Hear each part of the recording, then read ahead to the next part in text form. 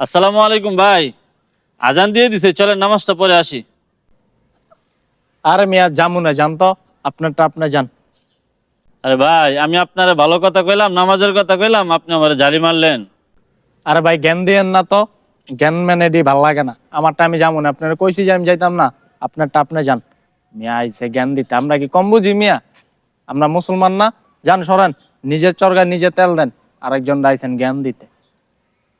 আহা আফসোস, আমি ওনাকে ভালো কথা বললাম, নামাজের কথা বললাম, আর কতগুলো জারি দিল আমাকে। ওনার এই জারিটা শুনে আমার একটি হাদিস মনে পড়ে গেল। বলবো হাদিসটা? আচ্ছা ঠিক আছে, আমি বলি হাদিসটা, শুনেন। হাদিসটা হলো, মানুষ যখন পাপ কাজ করে তার অন্তরের মধ্যে একটি কালো দাগ পড়ে যায়।